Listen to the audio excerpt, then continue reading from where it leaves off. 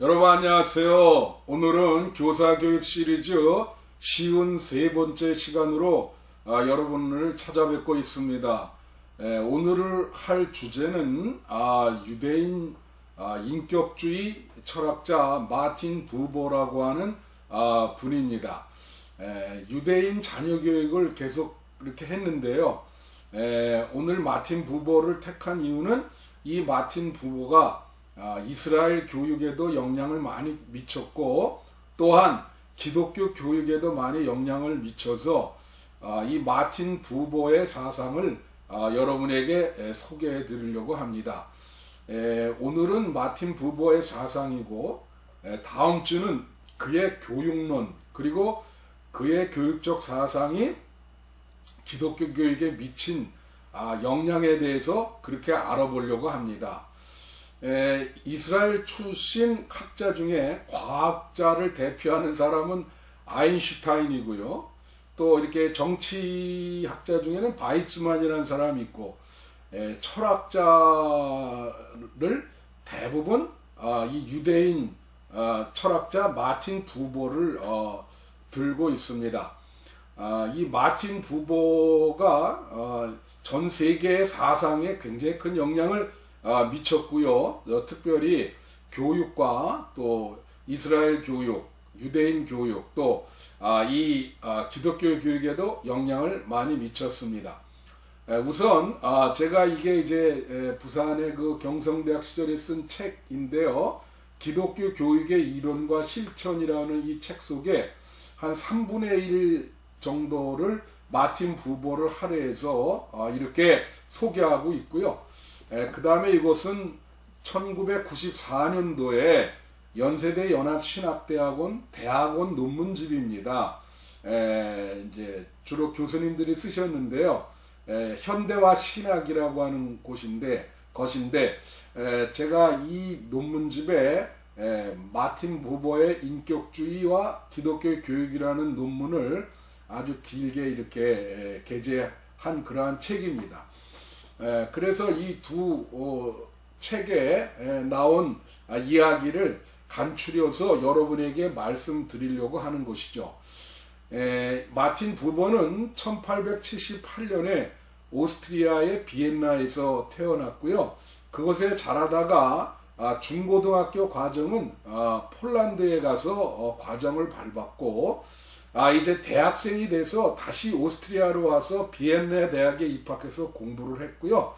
그리고 이제 그 이후에 독일의 여러 대학에서 공부하고 궁극적으로는 독일의 프랑크푸르트 대학의 교수로 재직을 하고 있었습니다. 근데 여러분 알다시피 이제 그 2차 세계대전이 일어나고 그 전에는 나치즘이 이 독일을 지배하고 있었기 때문에 프랑크푸르트 대학에서 해고를 당하게 되죠. 마틴 부버는 유대인이었기 때문에요. 그래서 이 이제 시온주의 운동에 마틴 부버도 참여를 하고요.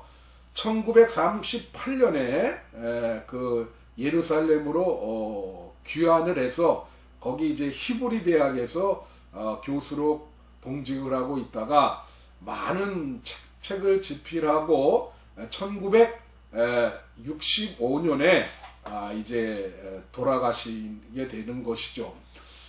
그분이 쓴 책은 나와 너, 독일어 원제는 이시 운트 두라 그러고 영어로는 I and thou라고 그렇게 이야기를 하는데요.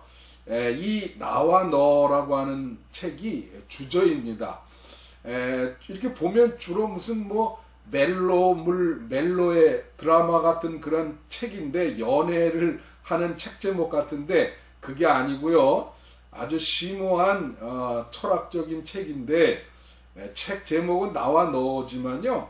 굉장히 읽기가 어려워요. 상당히 그 읽기 어려운 그러한 책입니다. 그래서 이 나와 너가 크게 반향을 일으켰고요.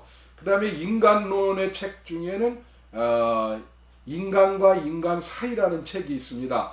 Between Man and Man이라고 하는 그러한 책이죠. 이건 인간론에 대한 책이고 우리나라 말로 다 번역되어 있습니다. 워낙 유명한 분이라. 그 다음에 예언적 신앙, The Prophetic Faith.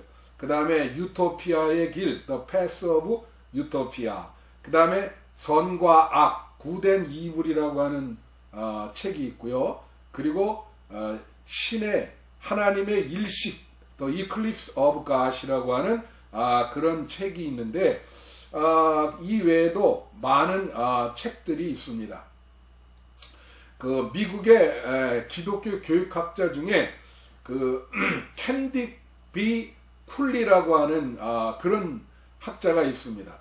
이분이 쓴 책 중에 1960년대 이후에 기독교 교육의 동향이라고 하는 그런 책 속에서 그는 마틴 부버가 미친 기독교 교육의 그 영향이 지대하고 마틴 부버에게 영향을 받은 학자들을 그 책에서 열거하고 있습니다. 그 중에 제일 중요한 사람이 랜돌프 밀러라고 하는 사람, 데이비드 헌터라고 하는 분이 있고요. 그 다음에 마틴 부버의 영향을 받은 또 다른 중요한 학자는 루엘 하우라고 하는 대화의 기적이라는 책을 쓴 루엘 하우라고 하는 분이 있고, 그리고 루이스 쉐릴이라고 하는 이 만남의 기독교 교육을 얘기한 루이스 쉐릴이라고 하는 그러한 분이 있습니다. 자, 마틴 부버는 이제 자라면서 그의 사상이 어떻게 형성되었는지 뭐 여러 학자들한테도 영향을 받고요. 일련의 어떤 사건들이 있습니다. 마틴 부버가 이제 중고등학교 대학을 거치면서 그가 가장 고민에 빠졌던 것이 뭐였냐면요. 시간과 공간의 그 끝이 없음, 그 불가해성이라 그러죠. 공간이 이렇게 뻗어 나갔을 때 공간이 끝이 있겠는가? 시간의 끝이 있겠는가?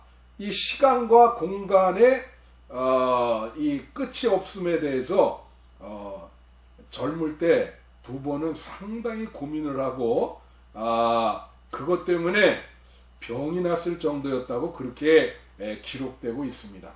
그 다음에 또 하나 그의 사상 형성에 중요한 것이 뭐냐면은 어떤 회심이라고 하는 짤막한 글에서 자기가 왜 만남의 이 사상가가 됐는지를 이야기를 하는데, 어떤 청년이 자기에게 상담을 요청을 했다는 거예요.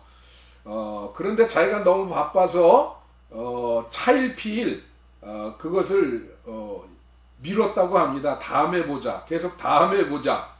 그랬더니 그만 그 청년이 자살을 했다는 거예요. 그래서 부버는 그 사건 뒤에 자신을 많이 이렇게 자책하게 되고 후회하게 됩니다.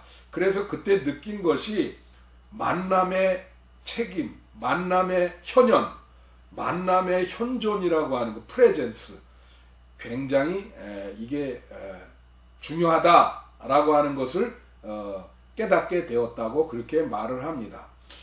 그 다음이 또 이제 두 편의 대화라는 그런 책에서 나오는 이야기인데요. 이 두 편의 대화라는 글에서 나오는 이야기인데, 부버가 어느 노동자들의 그 집단으로 가서 그 강연을 하게 되었어요. 끝난 다음에 그 노동자가 물어보는데, 자기가 여러분 잘 아는 그 파스칼이 얘기하는 철학자의 하나님을 얘기했고 아브라함과 이삭과 야곱의 하나님을 이야기하지 못했다. 그렇게 이야기를 합니다. 그랬더니 이 노동자가 상당히 이해 못하겠다는 식의 그렇게 반응을 보였다는 거죠. 그래서 그때 이후로 하나님이 인격적인 너가 아니라 비인격적으로 묘사될 위험성을 갖고 있다 라고 하는 것을 깨닫게 되었다고 합니다. 그 다음부터는 하나님에 대해서 비인격적으로 절대로 묘사하지 않고 하나님은 살아계시고 인격적인 분이다 라는 것을 이야기를 했다고 하는 것이죠. 자, 이런 일련의 사건들을 통해서 마틴 부버는 그 나와 너라고 하는 그런 사상을 이제 발전시키게 됐고요. 부버는 어렸을 때부터 이 유대교에 아주 독실하게 입문을 했고 이스라엘 교육을 받은 분이죠.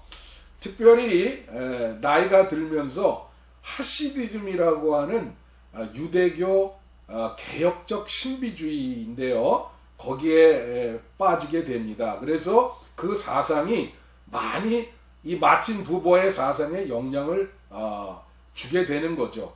부버를 알려면 이 하시디즘이라고 하는 유대교 개혁 신비주의를 알아야 됩니다. 하시디즘은 하시드라고 하는 게 경건한 자라는 뜻이거든요. 히브리어로 하시디가 경건한 자라는 뜻인데, 그러니까 하시디즘은 경건 운동이죠. 일종의 이것은 어떤 공동체에서 살아가는 생활의 태도라고 볼 수 있습니다. 그래서 이제 부버를 알려면 하시디즘을 알아야 되고, 이 하시디즘에 부버가 영향을 많이 받았다라고 하는 것입니다. 그래서 이제 부버의 사상을 우리는 만남, 대화, 관계, 사이, 그렇게 정의를 내릴 수 있습니다. 부버는 이렇게 얘기해요. 모든 참된 삶은 만남이다. 참된 삶은 만남이다. 그렇게 이야기를 하고요.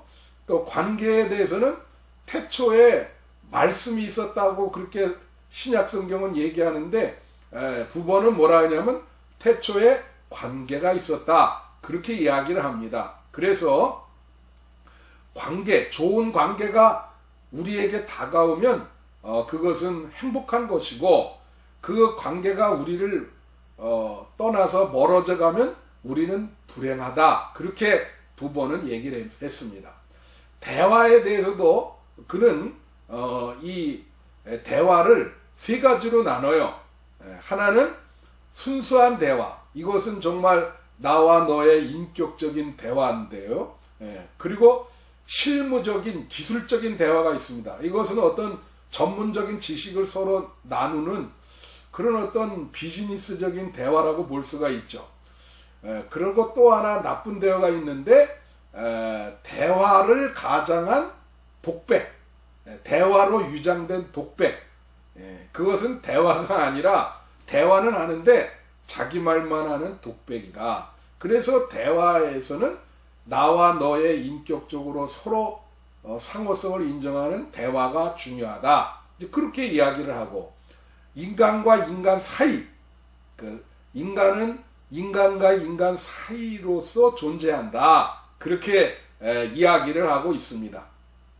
자, 이제 부버의 이 대화 사상, 만남의 사상에 가장 중요한 내용이 이시운투두, 나와 너, I and thou라 그러는데, 이제 거기에 나와 있어요. 이제 그거를 잠깐 제가 그 책을 여러분에게 정리를 해드리겠습니다. 이 나와 너의 그 사상에 보면은 근원어라는 말이 나옵니다. 근원어. 인간의 삶의 태도의 근원적인 그 언어죠. 근원어라는 게. 그게 뭐냐면 이중적이에요. 이 근원어는. 하나는 나와 너, 이시, 운투, 두, I and thou고요. 또 하나는 나와 그것입니다. 이시, 운투, es, I and it. 그것은 사물이지요. 그러니까 우리가 사람을 대할 때 인격적인 너로 대할 때도 있고, 아니면 사물처럼 사람을 it로 그렇게 대할 때도 있다는 거예요. 그거는 누구나 다 똑같아요. 부버는 말하기를 이게 이중적이기 때문에 사람이 완전히 인격이 수련이 돼도 100% 나와 너의 삶을 살지는 못한다는 것입니다. 나와 그것, 사람을 그것으로 대하는 태도도 우리가 갖고 있다고 하는 거예요. 그래서 그러한 태도를 버리고 나와 너의 그 인격적인 관계가 돼야 된다는 거죠. 그래서 이것을 근원어라 그랬어요. 우리가 이 세상에서 사람과 사물 또 자연세계 하나님을 대하는 두 가지 태도인데, 하나는 나와 너의 태도, 또 하나는 나와 그것의 태도입니다. 그래서 이것을 근원어라, 사람의 가장 근원적인 태도, 이 세상을 살아가는 근원어라고 그렇게 이야기를 하고 있죠. 그러면서 부보는 이 나와 너의 특성과 나와 그것의 특성을 이렇게 구분해서 설명을 합니다. 몇 가지 특성을. 우선 나와 그것의 특성을 설명해 보면요, 나와 그것은 이제 I and it죠. ich und es. 이 it라고 하는 것은 사물로 대하는 거예요. 상대방을 사물로 대하는 겁니다. 이 ich und es의 그 I and it의 특성은 세 가지입니다. 첫째는 경험과 이용이에요. 그러니까 우리가 사람을 만날 때 그 사람을 인격자로 대하는 게 아니라 그 사람을 이용을 하는 거죠. 나의 이익을 위해서 그 사람을 이용하는 것은 바로 그게 자기의 이익을 위해서 이용하는 건데, 그러니까 그 사람을 그렇게 할 때는 사람 취급을 안 하고 사물로 대한다는 거죠. 우리 안에 그런 속성이 있습니다. 그게 I and it의 첫 번째 속성입니다. 그 다음에 I and it의 두 번째 속성은 뭐냐? 그거는 주객관성이에요.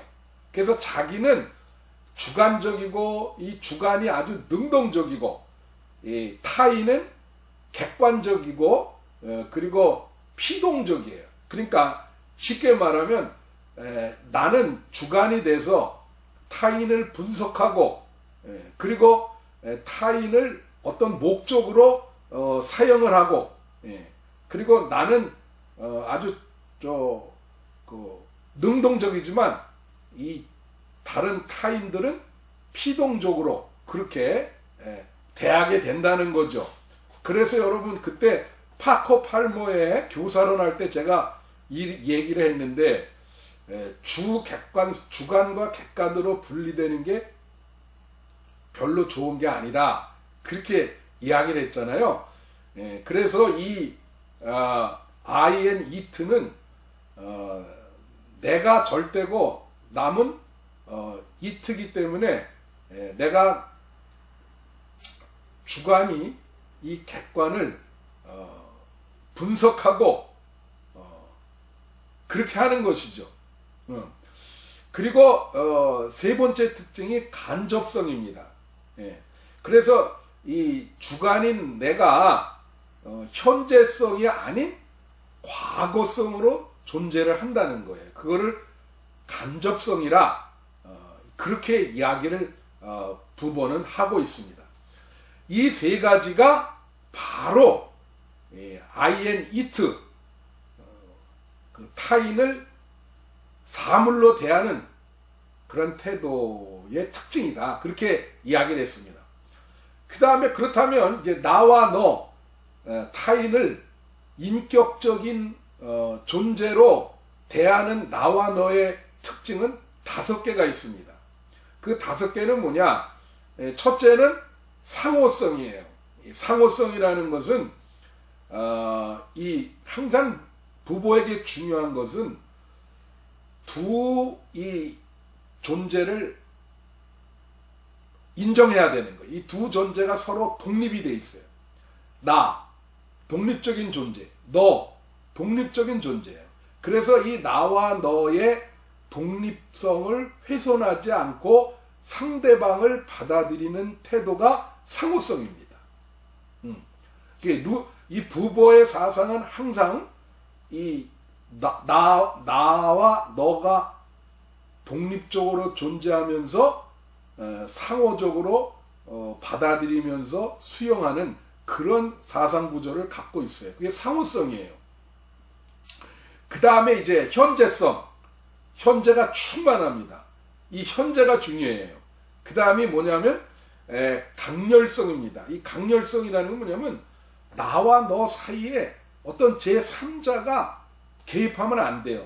그 3자의 개입을 배제하고 이 둘 사이의 강렬성, 이 강렬하다는 거죠. 그 다음에 네 번째는 직접성이에요. 이 직접성이 뭐냐면 나와 너의 관계에서 어떤 선입관이나 편견, 선언적 지식이 배제돼야 돼요. 그냥 직접 가야 돼요. 그것을 직접성이라 그랬습니다. 그 다음에 다섯 번째가 표현 불가능성입니다. 표현 불가능성이라는 것은 이 쉽게 말하면 나와 너의 인격적 관계가 객관적인 지식이 될 수 없다는 거예요. 그거를 어떻게 뭐 분석하거나 이렇게 표현할 수 없다. 그 객관적인 지식이 될 수 없단 말이에요. 그래서 그것이 표현 불가능성이다. 이러한 다섯 가지 특성을 나와 너가 갖고 있는 것입니다. 그래서 나와 그것의 세 가지 특징, 나와 너의 다섯 가지 특징이 있어요. 그러니까 우리가 인격자로 살려면은 타인을 이용하는 나와 그것의 세계에서 타인을 인격적으로 존중해지는 나와 너의 세계로 이행을 해야 되는 것이죠. 자, 이러한 관계를 이제 세 가지 영역을 마틴 부버는 이야기를 하고 있습니다. 그게 뭐냐면 인간과 자연세계, 인간과 인간, 인간과 하나님, 이렇게 돼 있어요. 하나님을 영원자 너라 그렇게 얘기를 하거든요. 우선 인간과 자연세계를 잠깐 얘기하면 우리가 자연세계도 그 나무라든가 동물 다 생명이 있잖아요. 그죠? 그런데 우리가 그거를 이용만 하려고 그러죠. 착취를 하죠, 자연을. 오늘날 이렇게 기후 변화가 오는 이 자연세계가 지금 그래서 우리한테 되갚음을 하는데 기후 때문에 고생을 많이 하지 않습니까? 예를 들면 이거예요. 나무를 봤을 때 나무와 이제 우리 집 앞에 나무가 있다. 그럼 나무와 나와의 관계, 나무를 생명체로 대하는 태도죠. 그게 나와 너와의 관계가 되는 것입니다. 제가 하나 경험이 있는데 이제 그 주차장에 이렇게 차를 몰고 들어가는데 그거 시멘트로 되어 있는데 시멘트 사이에 요만한 잡초가 났어요. 근데 잡초도 그게 생명이거든요. 이 잡초도 생명이다.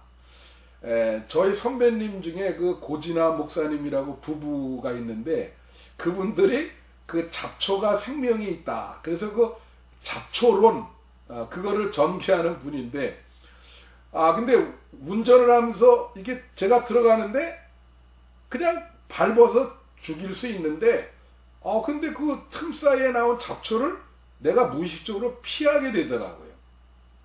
그 잡초도 생명인데 그래도 그걸 좀 살려야 되지 않나 그런 거를 말하는 거죠.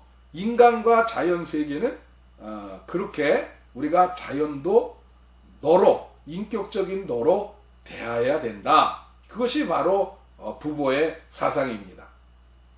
그러나 그거는 범신론은 아니에요. 그렇게 여러분에게 말씀을 드리고요. 그 다음에 인간과 하나님에 대해서 먼저 말씀을 드리면요. 부보는 뭐라 하냐면 하나님은 인간에 대해서 설명되거나 표현될 수 없다는 거예요. 그죠? 칸트가 말한 것처럼 하나님의 세계는 우리의 인식을 벗어나는 거거든요. 그래서 하나님에 대해서 설명하거나 표현할 수 없다. 그렇게 얘기하고 또 두 번째는 그럼에도 불구하고 하나님 없는 인간이나 인간 없는 하나님을 우리는 생각할 수 없다고 하는 거예요. 그래서 부보가 강조하는 것은 뭐냐면 하나님의 현존입니다. 하나님의 현존을 우리가 느끼고 믿어야 된다는 거죠. 그 히브리서 11장 6절에 나온 것처럼 하나님께 나아가는 자는 반드시 그가 계신 것과 그를 찾는 자들에게 상 주시는 힘을 믿어야 할지니라. 그 말씀처럼 하나님이 살아있다. 하나님이 현존한다. 그렇게 느낄 때는 이게 되게 중요해요. 그래서 하나님을 영원한 너, 인격자 너라 그러거든요. 우리가 하나님이 살아있다고 느낄 때는 나쁜 짓을 못합니다. 하나님이 살아있기 때문에 두렵기도 하고 또 그렇고 하나님을 의지하기도 하고 그래서 말씀대로 살라 그러죠. 두 번은 하나님은 살아있고 하나님의 현존, 그걸 얘기해요. 그렇지만 이제 이 부번은 이 하나님의 현존을 얘기하는데 여기도 역시 두 인격의 구조입니다. 부보는 구조주의적으로 접근하면 이 두 폴, 이게 되게 중요해요. 이 두 개의 구조 사이의 교류, 이게 부보의 대화 철학의 근간이죠. 하나님과 인간도 마찬가지예요. 아까 하나님 없는 인간이 없고 인간 없는 하나님이 없다 그랬죠. 인간은 하나님을 요구하죠. 근데 하나님도 인간을 요구한다는 거예요. 그래서 이 부보는요, 중세기에 뭐 안셀무스가 얘기한 뭐 5가지 신존재 증명 이런 걸 거부해요. 그리고 이 두 독립적인 존재가 대화를 하기 위해서는 서로 독립이 돼도 침해당하면 안 되죠. 그 원칙을 지킵니다. 그래서 예를 들면 스피노자가 같은 사람, 범신론이죠. 신즉 하나님 즉 자연이다. 이거 반대예요. 그 다음에 중세기에 신비주의자 있어요. 마이스터 에카르트라고 하는 분인데 이분은 유니오 미스티카라 그래서 신비적 합의를 강조했습니다. 그러니까 인간과 하나님의 합일, 유니오 미스티카, 신비적 합일. 부보는 이것도 잘못됐다고 봐요. 이 합일은 아니고 이 독립돼 있고 서로와 교류를 해야 되는 거예요. 합일이 아닙니다. 하나님과 인간 서로 독립되고 상대방을 서로 인격적인 너로 그렇게 한다는 거죠. 그래서 그 슐라이르 마의 절대 의존 감정, 그것도 부보는 반대합니다. 왜냐하면은 그럴 때 인간의 자아는 거의 없어지기 때문에 아까도 말했지만 부보는 이 두 인격적인 구조를 이 독립성을 훼손하기를 원하지 않습니다. 그래서 이제 하나님은 인격적인 너다. 그래서 하나님과 인격적인 대화가 가능하고 하나님과 인격적인 소통이 가능하다 그랬어요. 근데 그가 쓴 책 중에 The Eclipse of God이라, 이클립스가 뭡니까? 일식이라는 말이에요. 가려진다. 달의 일식, 태양의 일식 있죠. 그래서 The Eclipse of God, 이건 뭐냐면 하나님의 일식인데 하나님이 가려진다는 거예요. 숨은 신, 루터가 왜 히든 갓, 숨어 계신 하나님을 루터가 얘기했잖아요. 그 나타난 하나님과 숨어 계신 하나님. 부보도 역시 숨은 신을 얘기합니다. 숨은 하나님. 왜 어떨 때 하나님이 숨어 계시냐? 아까 나와 너의 그 특징이 뭐였죠? 직접성, 상호성, 실제성. 그런 현재성, 그런 것들이 없어지면 하나님은 숨는다 이거예요. 하나님과 인간과의 어떤 직접성, 현재성, 예? 상호성, 실제성 이런 것이 없어지면 하나님은 숨어서 숨은 신이 된다는 거예요. 예. 근데 이거가 해결이 되려면 부모는 뭐냐면 전향이 필요하다 그랬어요. 전향. 회심과 같은 것이죠. 하나님께로의 전향이 필요하다. 그럴 경우에는 어떤 직접성, 실제성, 인격성, 상호성, 그 강렬성 그런 것들이 다시 돌아와야죠. 하나님을 영원한 너, 인격적 너로 대하며 그 하나님의 현존을 느껴야 되겠죠. 자, 이것이 이제 마틴 부보의 인간과 영혼자 너 하나님과의 그 관계를 얘기하고 있는 것입니다. 자, 그러면 마지막으로 마지막이 아니고 하나 더 있는데 하여튼 이제 인간과 동료 인간 과의 그 관계를 말씀드리면 부보는 이거를 사이로서의 인간이라 그래요. 그의 책 속에 Between Man and Man 인간과 인간 사이라는 책 속에 인간과 타인은 사이로 존재한다 그렇게 얘기해요. 여러분 동물이 동물과 동물 사이를 의식하지 못하잖아요. 그런데 인간은 그 사이를 의식을 하고 있다는 것입니다. 자, 그래서 인간은 다른 인간과 공존하면서 살아가야 된다는 거죠. 예. 그래서 이게 굉장히 중요한데 여러분 만남, 관계, 대화, 사이 이건 만남, 관계, 대화는 다 사이로서 존재하는 거예요. 그죠? 혼자 존재하는 게 아니죠. 예. 이제 이 면에서 부보가 1951년에 긴 논문 하나를 쓰는데 그게 이제 원거리와 관계라고 하는 논문입니다. 그 독일어 원제로는 그 Urdistanz und Beziehung이라고 하는 거죠. 그 이제 영어로는 이제 distant and 그 relation이라 뭐 이렇게 번역될 수 있는 그런 논문인데 그 원거리 거리를 유지하다라고 하는 뜻이에요. 거리를 유지하다. 그 논문에서 부보가 강조하는 게 아주 흥미로운 게 있습니다. 여러분 사람은 외롭잖아요. 그러니까 다른 사람과 자꾸 그 사귀려고 하는 자연적인 욕구가 있어요. 그래서 이게 심하면 그 사람한테 가서 자꾸 의존을 하거나 합의를 하려고 그래. 합일. 아까 그 신과의 합의를 얘기했듯이 뭐 스토커 같은 게 바로 그런 거죠. 예? 그런데 부보는 그런 게 잘못됐다고 보는 거예요. 자, 거리를 둬야 된다는 거예요.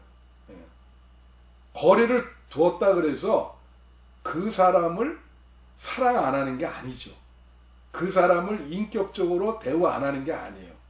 그러니까 이거를 원거리와 관계라 그러는데 거리를 둘 수 있는 사람은 이 자연적 욕구를 절제하면서 자아가 독립성을 항상 유지한다는 거예요. 그래서 거리를 유지하면서 인격적인 너로 대하게 된다는 거죠. 그래서 이게 얼마나 중요한 얘기인지 모르겠어요. 그래서 이 부보는요, 실존주의에서 실존을 주체성을 너무 강조하잖아요. 키에르케코르 같은 경우는 진리는 주체이다, 주체성이다 그렇게 얘기하고 단독자를 얘기하고 하이데거도 현존제를 얘기하면서 자기 자신과의 관계, 어떤 상황 속에서의 존재 그런 걸 많이 다자이 현 존재로 이야기를 하는데 부모는 그런 것보다도 나와 너 양쪽을 다 인정하고 그 사이 속에서 존재하는 인간을 강조하죠. 그러니까 나는 너를 통해서 이루어지는 거예요. 나는 너 없인 살 수 없고 너는 나 없인 살 수 없어요. 그래서 이런 어떤 나와 인격적인 나와 너의 사람의 관계를 굉장히 중요시 여긴다. 그것이 바로 만남, 관계, 대화 사이로 그렇게 존재하는 것이죠. 자, 마지막으로, 진짜 마지막으로 부보가 선악에 대한 책을 쓴 게 있어요. 그게 선과 악이라는 책입니다. 아주 조그만 책인데 우리나라로 번역되어 있습니다. 제가 그걸 굉장히 흥미롭게 읽었는데요. 그게 이제 악의 기원에 대해서 얘기하는데 아주 흥미로운 것은 부보는 그 책에서 악의 첫 단계를 상상이라고 봐요. 상상. 그러니까 나쁜 상상이죠. 요새 좋은 상상을 강조하는데 인간은 이 상상이 나쁜 것이 들어와서 악을 행하게 된다. 여러분, 그래서 부보는 인간을 선과 악의 중립적인 존재로 얘기를 합니다. 존재로. 예를 들면 맹자의 성악설도 반대하고 순자의 성악설도 반대하고 맹자의 성선설도 반대해요. 그러니까 성악과 성선설의 중간. 그러니까 인간은 어떤 방향으로 가느냐, 이제 그게 중요하죠. 그래서 악의 1단계는 상상이고요. 두 번째 단계는 선택이라 그랬어요. 그래서 나쁜 쪽을 선택할 때 이제 악이 이제 비로소 드러나게 되는 것이죠. 자, 그래서 이제 여기까지 부보의 사상을 여러분에게 정리해 드렸습니다. 다음 주는 부보의 교육론, 또 부보의 사상이 기독교 교육학자들에게 미친 영향이 무엇인가를 알아보겠습니다. 감사합니다.